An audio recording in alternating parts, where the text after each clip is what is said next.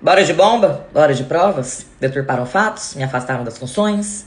Minha amizade com o Rodrigo Carvalheira virou inquérito policial. E nesse inquérito, teve quebra de sigilo telefônico, de Instagram, de WhatsApp. Vasculharam minha vida inteira.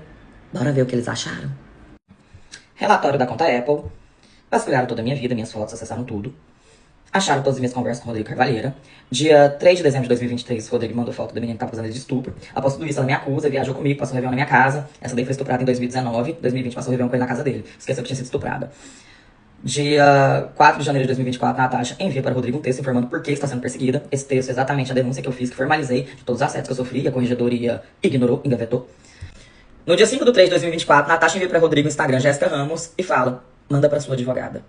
Gente, se atentem às datas. 5 de março. Rodrigo já era investigado desde dezembro. Foi apenas 4 meses depois. Após o Rodrigo ter ido na delegacia 3 vezes querendo ser ouvido, a delegada se recusou. Após a advogada ter acesso ao inquérito e não conseguiu acesso porque o escrivão informou que a delegada levava o inquérito todos os dias para casa. Foi após isso, após esses 4 meses, que eu me atentei em perguntar quem era a delegada que estava tocando o inquérito. Ela me falou e eu disse: cuidado, delegada blogueira, vende curso, pode querer utilizar o nome do Rodrigo Carvalheira para ter mídia. Foi pior, né? Porque, na verdade, ela é amiga da infância da vítima. Tá aí, em consulta foi verificado que Jéssica Ramos é a delegada da Polícia Civil de Pernambuco, que estava, na época, à frente da investigação do Rodrigo Carvalheira. Dia 7 de 3 de 2024, eu mandei pra ele uma gravação que eu fiz e falei: depois te explico. E expliquei. Bora dar zoom. Lembra que eu falei que o pessoal frauda números? Meu chefe chegou de uma reunião falando que o secretário começou a exigir que agora as prisões sejam da área, ou pelo menos que comprove que tem relação com a área. Ele estava comentando que, a hora que o secretário saiu e estava só a panelinha deles, podia falar o que quiser, eles falaram: a gente continua cumprindo qualquer MP e coloca no boletim de ocorrência que foi cumprida a nossa área. Ou seja, mentir no BO.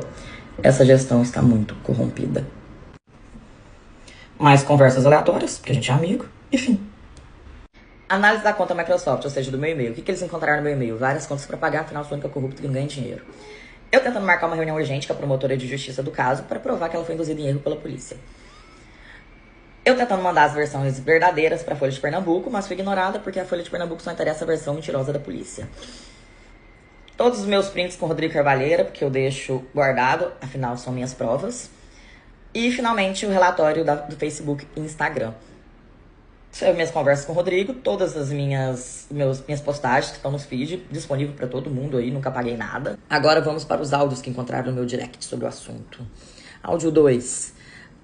Depois de 5 anos levando lapada, não tô mais com raiva, não tô mais com nada. Eu fiquei com muita raiva na hora que eu vi a prisão do Rodrigo, que ficou muito injusta. O inquérito é super tendencioso. Vi parte do inquérito porque ele me mostrou. Eu acho que ele estava fazendo isso porque o Rodrigo estava me ajudando a denunciar. Áudio 3. A polícia forçou bastante a barra, né? Pediu suspensão das minhas funções com base nisso. Falou que tava tendo corrupção. Eu não sei qual corrupção. Eu não sou delegada do caso, não poderia fazer nada pelo caso. Querem minha cabeça de qualquer jeito. Rodrigo, inclusive, tava me ajudando a passar pro governo umas coisas que estavam acontecendo de errado na polícia. E o pessoal tava começando a se mexer. Só que a gente tava interceptado. E então eles descobriram. Outros áudios aqui falando que eu pedi pra um monte de gente pra ir pra Noronha. E o áudio 6 é o mais interessante. Depois de 5 anos apanhando, no dia da prisão do Rodrigo, eu falei pro chefe de polícia que: tu quer me demitir, tu vai me demitir, mas vai ser pro escândalo. Eu não vou aceitar fazer isso comigo.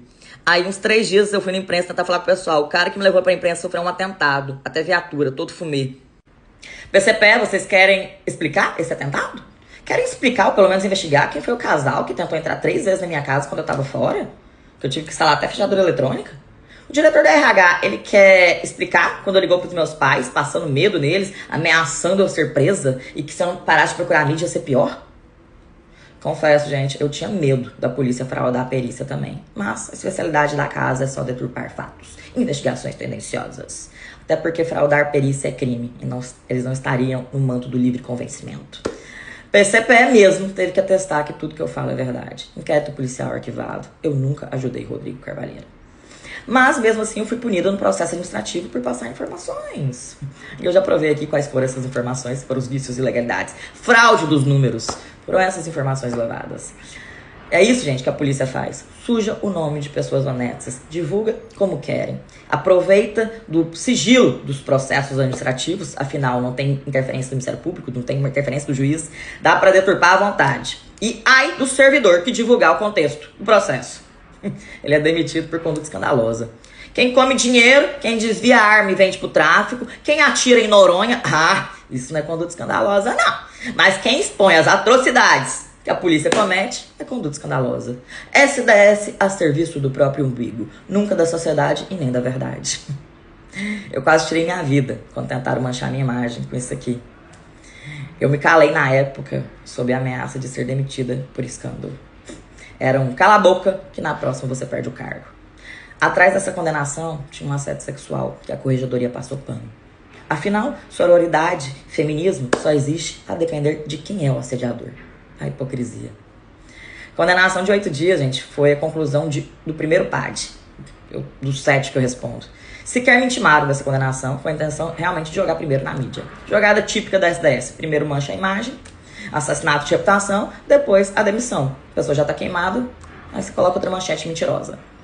Tanto que no dia seguinte dessa condenação, eles concluíram o segundo PAD, sugerindo a minha demissão, formalizando. Também não me intimaram, fiquei sabendo ontem, com certeza para jogar na mídia primeiro. Eu não tenho dúvida que essa demissão não saiu ainda pela repercussão negativa dos 8 dias de suspensão. Porque os comentários em peso foram de pessoas falando da mídia suja, que sabiam que aquela não era a verdade. Eu imagino quantas pessoas honestas foram engolidas, apagadas pelo sistema, quando não existia rede social para se defender.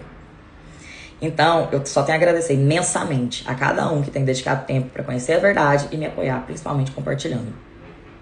E o pior não é só a demissão. A PCP tá jogando muito mais baixo, já sujaram minha ficha criminal. O delegado do GOI me indiciou por difamação contra a Polícia Civil de Pernambuco. Falar as verdades de um órgão público é difamar? Em Pernambuco é. Tô cheio de processo administrativo, processo criminal. É isso que o sistema faz. Te massacra. E como muita gente me pergunta, eu vou falar, não, gente, eu não tenho medo de suspensão. Eu não tenho medo de demissão. De processo não tenho medo. E também não tenho medo de morrer. Eu tenho medo de viver, tendo que abaixar a cabeça por vergonha de condutas que eu nunca cometi. Eu prefiro ser enterrada com dignidade. Porque quando me imputaram corrupção, mexeram com o meu maior patrimônio, que é meu caráter. Governadora, estão colocando uma arma na sua cabeça? A senhora já assinou a demissão? O que está acontecendo? Porque essa guerra só está piorando. E eu vou começar a expor fatos, nomes. Por mim, bomba todo dia. Eu saio, mas eu não saio calada. E nem de cabeça baixa. E se acontecer qualquer coisa comigo, a culpa é da sua omissão. Ou conivência. Inclusive, aproveitando o ensejo, vou te contar. Ninguém te falou que teu SDS é amigo pessoal do delegado que a senhora vetou como chefe de polícia no início? E que esse delegado que a senhora vetou é exatamente quem me assediou? E que a subchefe é pupila dele? Ela achou uma afronta eu não ir pra reunião reservada com ele. São essas pessoas que estão falando mal de mim pra senhora? Ninguém te contou que a senhora manteve desde o início do teu governo exatamente as mesmas pessoas no comando da polícia. Tem alguém aqui gritando socorro há mais de ano. Por mim, por todas as outras pessoas que passaram pelo que eu passei e também pela nossa segurança pública. Senta 10 minutos comigo e vamos olhar pra frente. Porque o que eu faço aqui não é por vingança. É alguém só querendo mudança.